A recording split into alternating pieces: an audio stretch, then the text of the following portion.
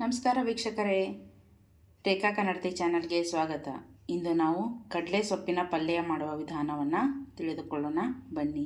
ಇದನ್ನು ರೊಟ್ಟಿ ಜೊತೆ ಚಪಾತಿ ಜೊತೆ ತಿನ್ನೋದಕ್ಕೆ ಚೆನ್ನಾಗಿರುತ್ತೆ. ಉತ್ತರ ಕರ್ನಾಟಕ ಸೈಡ್ ಹೆಚ್ಚು ಈ ಪಲ್ಯವನ್ನು ಮಾಡ್ತಾರೆ.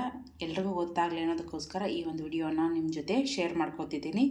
ಯಾವ ರೀತಿ ಮಾಡೋದು ಅಂತ ನಾನು ನಿಮಗೆ ತೋರಿಸ್ಕೊಡ್ತೀನಿ ಬನ್ನಿ. ಕಡಲೆ ಗಿಡದ್ದು ಈ ಥರ ಮುಗುಳನ್ನು ಕಿತ್ಕೋಬೇಕು. ಬರೀ ಈ ಥರ ಹೂವಾಗಲಾರದಂತಹ ಮುಗುಳನ್ನು ಕಿತ್ಕೊಂಡು ಪಲ್ಯಕ್ಕೆ ಬಳಸ್ಬೋದು. ನಾನಿಲ್ಲಿ ಕಿತ್ತಿದ್ದೀನಿ.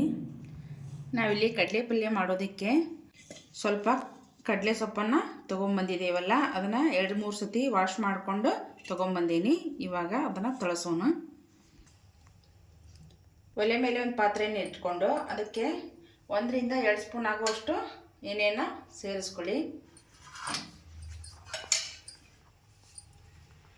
ಎಣ್ಣೆ ಕಾಯ್ತಿದ್ದಾಗೆ ಸ್ವಲ್ಪ ಸಾಸಿವೆಯನ್ನು ಹಾಕ್ಕೊಳ್ಳಿ.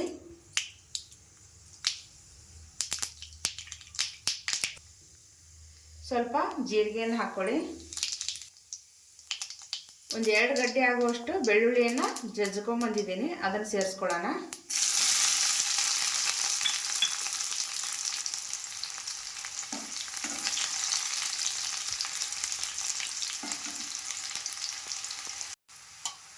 ಬೆಳ್ಳುಳ್ಳಿ ಕೆಂಪಾಗುವವರೆಗೂ ಹುರ್ಕೊಳ್ಳಿ. ಆಮೇಲೆ ಒಂದು ಚಿಟಿಕೆ ಅರಿಶಿನವನ್ನು ಸೇರಿಸ್ಕೊಳ್ಳೋಣ. ಸ್ವಲ್ಪ ಜಜ್ಜಿರುವಂತಹ ಖಾರದ ಪೇಸ್ಟನ್ನು ಹಾಕ್ಕೊಳ್ಳೋಣ.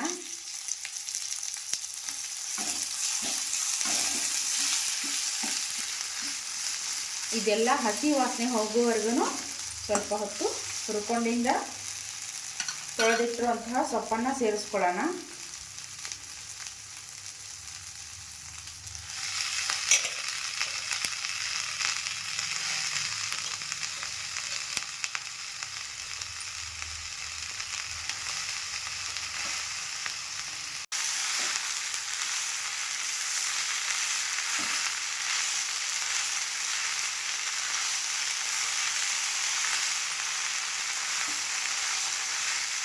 ಇವಾಗ ಸ್ವಲ್ಪ ಉಪ್ಪನ್ನು ಸೇರಿಸ್ಕೊಳ್ಳೋಣ.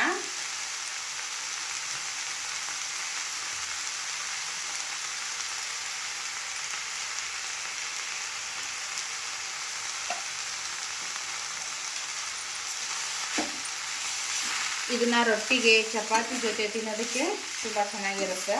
ಉತ್ತರ ಕರ್ನಾಟಕ ಭಾಗದಾಗ ಚಳಿಗಾಲ ಸೀಸನ್ಯಾಗ ಕಂಪಲ್ಸರಿಯಾಗಿ ಈ ಪಲ್ಯವನ್ನು ಮಾಡ್ಕೊತಾರೆ.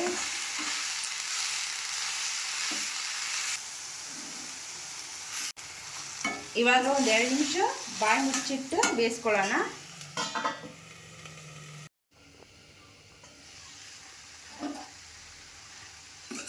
ನೋಡಿ, ಇವಾಗ ಸರಿಯಾಗಿ ಬೆಂದಿದೆ. ಕಲರ್ ಕೂಡ ಚೇಂಜ್ ಆಗಿದೆ. ಇಷ್ಟಾದರೆ ಸಾಕು, ತಗೊಂಬಿಡೋಣ. ನೋಡಿ, ನೀವು ಈ ಥರ ಮನೇಲಿ ಮಾಡಿಕೊಂಡು ಯಾವ ಥರ ಬಂದಿದೆ ಅಂತ ನನಗೆ ಕಮೆಂಟ್ ಬಾಕ್ಸಲ್ಲಿ ತಿಳಿಸಿ. ರೇಖಾ ಕನ್ನಡತಿ ಚಾನಲನ್ನು ಸಬ್ಸ್ಕ್ರೈಬ್ ಮಾಡಿ, ಶೇರ್ ಮಾಡಿ, ಲೈಕ್ ಮಾಡಿ, ಕಮೆಂಟ್ ಮಾಡಿ. ಮರೀದೆ ಬೆಲ್ ಬಟನನ್ನು ಕ್ಲಿಕ್ ಮಾಡಿ. ಧನ್ಯವಾದಗಳು.